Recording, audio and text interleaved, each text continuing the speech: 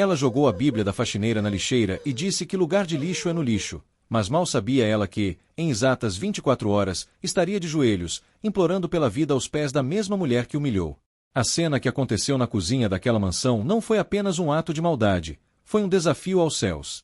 O barulho do livro sagrado batendo contra o fundo da lixeira de inox ecoou como um trovão silencioso. Dona Clarice, a dona da casa, limpou as mãos como se tivesse tocado em algo contagioso. Diante dela, Dona Maria, uma senhora de cabelos brancos e mãos calejadas de tanto torcer panos de chão, apenas abaixou a cabeça. As lágrimas de Maria não caíram no chão, elas caíram na alma. E dizem que Deus conta cada lágrima de um justo. Clarice não sabia, mas naquele momento, enquanto sorria com arrogância, o relógio do destino começou a correr contra ela. O dinheiro comprava mansão, comprava os móveis importados e as joias exclusivas, mas Clarice estava prestes a descobrir, da pior maneira possível, que o dinheiro não compra o ar que respiramos. Para entendermos a gravidade do que aconteceu, precisamos olhar para aquela casa. A mansão dos Bittencourt era uma fortaleza de vidro e concreto no ponto mais alto da cidade. Tudo ali foi desenhado para intimidar. O portão era tão alto que ninguém da rua conseguia ver o que acontecia lá dentro. Os jardins pareciam desenhados à régua, sem uma folha fora do lugar. Dentro, o silêncio era a regra. Era um silêncio frio, de ar-condicionado central, onde o som dos passos ecoava no mármore branco que cobria todo o piso térreo. Clarice vivia ali como uma rainha em um castelo de gelo. Aos 55 anos, ela lutava uma guerra diária contra o tempo. Seus dias eram preenchidos com massagens, compras online e a fiscalização tirânica da limpeza da casa. Ela acreditava piamente que era superior a tudo e a todos. O marido vivia em viagens de negócios, enviando presentes caros para compensar sua ausência física. O filho estudava na Europa e só ligava quando o cartão de crédito estourava o limite. Clarice estava cercada de luxo, mas estava, na verdade, profundamente sozinha. E a solidão, quando misturada com a arrogância, transforma-se em veneno. Naquele dia fatídico, o veneno de Clarice escolheu um alvo, Dona Maria. Maria trabalhava na residência há apenas 3 meses. Era uma mulher simples, viúva, que morava na periferia e pegava 2 ônibus lotados todos os dias para chegar à mansão antes das 7 da manhã. Maria tinha um ritual. Antes de começar a faxina pesada, ela tirava 5 minutos para ler um versículo e orar. A Bíblia dela era antiga, com a capa preta descascada nas pontas e as folhas amareladas, cheias de marcações e fitas coloridas. Não era um objeto de decoração, era uma ferramenta de sobrevivência. A manhã já tinha começado difícil. No café da manhã, Clarice havia reclamado que o suco de laranja não estava gelado o suficiente. Depois, gritou porque encontrou um fio de cabelo, que provavelmente era dela mesma, no tapete da sala. Maria absorvia tudo em silêncio, respondendo apenas com sim, senhora e desculpe, senhora. Mas foi na hora do almoço que a crueldade atingiu seu ápice. Maria estava sentada num banquinho na área de serviço, aproveitando seu breve intervalo. Ela segurava a Bíblia com as 2 mãos, lendo baixinho, buscando forças para aguentar o restante do dia. Clarice entrou na cozinha repentinamente, procurando por sua água importada. Ao ver a funcionária lendo, algo dentro dela se contorceu. Talvez fosse inveja. Inveja de ver que aquela mulher, que não tinha nada, parecia ter uma paz que Clarice, com todos os seus milhões, nunca conseguiu comprar. Clarice arrancou o livro das mãos de Maria. "O que é isso?" ela perguntou, com a voz carregada de desdém. "Eu não te pago para ficar lendo historinha, Maria. Eu te pago para limpar." Maria, com os olhos arregalados, tentou explicar. "Dona Clarice, é meu horário de almoço, é a palavra de Deus, ela me dá forças." "Forças?" Clarice riu, um som seco e sem alegria. "Força você precisa ter nos braços para esfregar aquele banheiro que ainda está sujo. Deus não vai vir aqui limpar o chão para você, minha filha. Isso aqui..." Ela balançou a Bíblia velha no ar. "Isso aqui é lixo. Velho, sujo, cheio de bactérias. Não quero essa imundície na minha bancada de granito." E foi então que ela fez. Sem hesitar, Clarice caminhou até a lixeira automática, pisou no pedal e jogou a Bíblia lá dentro, bem em cima de restos de comida e cascas de legumes úmidos. "Pronto", disse ela, batendo as mãos. "Lugar de lixo é no lixo. Agora volte ao trabalho e pare de perder tempo com bobagens. E não ouse tirar daí. Se eu ver esse livro imundo na minha casa de novo, você vai para a rua sem um centavo." Maria sentiu como se tivesse levado um tapa no rosto. Ela olhou para a lixeira, depois para a patroa. Seus lábios tremeram. Ela queria gritar, queria defender sua fé, mas precisava do emprego. Ela precisava comprar os remédios da pressão, precisava pagar a conta de luz. Então, engoliu o choro. Um choro amargo, que queima a garganta. Ela se levantou, sem dizer uma palavra, e voltou a limpar. Mas o ambiente na casa mudou. O ar ficou pesado. Era como se a proteção divina que existia ali tivesse sido expulsa junto com o livro. O dia passou arrastado. Quando deu 6 horas da tarde, Maria foi dispensada. Clarice nem olhou na cara dela. Maria saiu pelo portão de serviço, caminhando devagar até o ponto de ônibus, com o coração apertado, deixando para trás o seu tesouro na lixeira dos ricos. A noite caiu sobre a cidade. Uma tempestade de verão começou a se formar. Nuvens negras cobriram a lua, e o vento começou a uivar nas janelas de vidro da mansão. Clarice estava sozinha. A cozinheira já tinha ido, o jardineiro também. A casa enorme parecia maior e mais vazia do que nunca. Para o jantar, Clarice decidiu comer um bife de filé mignon que o chefe havia deixado preparado na geladeira. Ela aqueceu a carne, serviu-se de uma taça de vinho tinto caríssimo, uma garrafa que custava mais do que o salário de Maria, e sentou-se à mesa da copa. A televisão estava ligada em um noticiário, mas ela não prestava atenção. Ela cortou um pedaço da carne. Estava macia, suculenta. Ela colocou o pedaço na boca. Mastigou 1, 2 vezes, e engoliu. Mas o pedaço não desceu. Ele parou. Travou na garganta. No primeiro segundo, Clarice achou que era apenas um incômodo. Ela tentou tossir. Uc. Nada aconteceu. O pedaço de carne estava alojado, bloqueando completamente a passagem de ar. O pânico é algo que não pede licença. Ele entra e toma conta. Clarice arregalou os olhos. Ela tentou puxar o ar pelo nariz, mas era como se uma parede de concreto tivesse sido construída dentro de seu pescoço. Ela largou o garfo, que caiu fazendo um barulho metálico estridente no prato de porcelana. Ela levou as 2 mãos ao pescoço. O instinto humano mais primitivo. Tire isso, o cérebro dela gritava. Ela levantou da cadeira, derrubando a taça de vinho. O líquido vermelho se espalhou pela toalha branca como uma mancha de sangue crescendo, mas ela nem notou. Clarice tentou gritar por socorro. Abriu a boca, forçou as cordas vocais, mas nenhum som saiu. Apenas um silêncio aterrorizante. O silêncio da morte.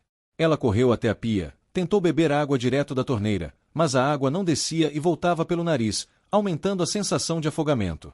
Seu coração começou a bater descompassado, como um pássaro preso numa gaiola batendo as asas freneticamente. Tum tum tum tum. Ela precisava de ajuda. O telefone. Onde estava o telefone? O celular estava carregando no andar de cima, no quarto. Impossível chegar lá. O interfone da cozinha. Ela correu até a parede, apertou o botão da portaria com dedos trêmulos. Mas a tempestade lá fora tinha cortado a comunicação interna. A luzinha do interfone estava apagada. O desespero tomou conta. Suas pernas começaram a ficar bambas. A falta de oxigênio estava começando a escurecer sua visão. Pontos pretos dançavam na frente de seus olhos. Ela cambaleou pela cozinha luxuosa, batendo nos móveis de ilha, derrubando potes de temperos importados que se espalharam pelo chão. Ela caiu de joelhos. A poderosa Dona Clarice. A mulher que humilhava funcionários. A mulher que achava que o mundo estava aos seus pés. Agora, ela estava de 4 no chão frio da cozinha, babando, roxa, lutando por um simples sopro de ar que não vinha. E foi nessa posição, rastejando, que ela viu a lixeira. A lixeira de inox estava bem ali, na altura dos seus olhos. A tampa estava entreaberta. E lá dentro, ela podia ver a borda preta da Bíblia de Maria. O livro que ela havia desprezado. O livro que ela chamou de lixo. Naquele momento de agonia final, enquanto sentia a vida escorrer de seu corpo, a arrogância de Clarice se desfez. O dinheiro não podia desentalar a carne de sua garganta. O orgulho não podia bombear oxigênio para seus pulmões. Ela olhou para aquela Bíblia e, pela primeira vez na vida, rezou. Não foi uma oração com palavras, porque ela não podia falar. Foi um grito da alma. Deus, se o Senhor existe, me perdoe. Me ajude. Eu não quero morrer sozinha. Sua visão ficou turva. O frio tomou conta de seus braços. Ela tombou de lado, o rosto colado no piso gelado, os olhos fixos na lixeira. Era o fim. Mas a misericórdia divina é um mistério que a lógica humana não explica. No portão de serviço da mansão, debaixo da chuva torrencial, havia alguém. Dona Maria. Ela já estava no ponto de ônibus quando sentiu um aperto no peito. Uma angústia que não era dela. O ônibus chegou, abriu a porta, o motorista esperou, mas Maria não subiu. Não posso, ela murmurou para si mesma. Algo está errado. Ela pensou que talvez tivesse esquecido o ferro ligado, ou a porta aberta. Mas no fundo, era aquela voz suave que só quem tem fé conhece. A voz que diz, volte. Maria correu de volta, protegendo a cabeça com uma sacola plástica. Ao chegar no portão de serviço, ela tocou o interfone. Ninguém atendeu. Ela tocou de novo. Nada. As luzes da cozinha estavam acesas. Maria tinha uma cópia da chave do portãozinho lateral para emergências, que ela deveria devolver, mas tinha esquecido no bolso do avental. Com as mãos trêmulas de frio, ela abriu o portão e entrou no quintal. Ela foi até a janela da cozinha e espiou através do vidro molhado pela chuva. E o que ela viu fez seu coração parar por um segundo. A patroa estava caída no chão, imóvel, cercada por vidro quebrado e manchas de vinho. Misericórdia! Gritou Maria. A porta da cozinha estava trancada por dentro. Maria bateu no vidro. Dona Clarice! Dona Clarice! Nenhuma reação. Não havia tempo a perder. Maria olhou em volta, pegou uma cadeira de ferro pesada que ficava na varanda gourmet, com uma força que ela não sabia que tinha, atirou-a contra a janela de vidro. Craacha! O vidro estilhaçou. O alarme da casa disparou, uivando na noite, mas Maria não ligou. Ela enfiou a mão pelo buraco, ignorando os cortes que os cacos fizeram em seu braço, e girou a tranca. Ela entrou correndo. Clarice já estava azulada, os olhos revirados. Maria sabia o que era aquilo. Ela tinha criado 5 filhos e 7 netos. Ela sabia reconhecer um engasgo. Mesmo com suas dores nas costas, Maria levantou o corpo pesado da patroa. Ela a abraçou por trás, fechou o punho logo acima do estômago de Clarice e puxou com força, para dentro e para cima. Uma vez. Nada. 2 vezes. Nada. Em nome de Jesus, sai! Gritou Maria, chorando. Na 3ª vez, ela usou todo o peso do seu próprio corpo. O pedaço de carne foi expelido da garganta de Clarice e voou longe. Imediatamente, um som horrível e maravilhoso encheu a cozinha. O som de uma inspiração profunda, rouca e desesperada. Ah! Clarice puxou o ar como se estivesse nascendo de novo. Ela tossiu, engasgou, vomitou um pouco e começou a chorar. Um choro convulsivo, de quem viu a morte de perto e voltou. Maria não a soltou. Ela se sentou no chão, puxando Clarice para o seu colo, aninhando a cabeça daquela mulher rica e arrogante em seu peito, como se fosse uma criança. Calma, filha. Calma. Já passou. Respire. Respire devagar, Maria sussurrava, acariciando os cabelos suados de Clarice. Ficaram ali por longos minutos. A empregada e a milionária, sentadas no chão em meio a cacos de vidro, vinho e chuva que entrava pela janela quebrada. Quando Clarice finalmente conseguiu falar, sua voz era um fiapo rouco e dolorido. Você voltou, ela gaguejou, olhando para Maria com incredulidade. Eu te tratei como lixo, e você voltou para me salvar. Por quê? Maria sorriu, um sorriso triste mas cheio de ternura. Ela esticou o braço e, sem se importar com a sujeira, enfiou a mão na lixeira que estava ao lado delas. Ela tirou a Bíblia de lá. Limpou uma casca de banana que estava na capa com a manga de sua blusa. Eu voltei, Dona Clarice, por causa do que está escrito aqui, disse Maria, segurando o livro com amor. E também, porque eu sei o que é a dor de uma mãe. Clarice olhou confusa. Como assim? Maria suspirou fundo e, pela primeira vez, contou sua história. Essa Bíblia não era minha. Era do meu filho, o Tiago. Ele era um menino de ouro. Trabalhador, honesto.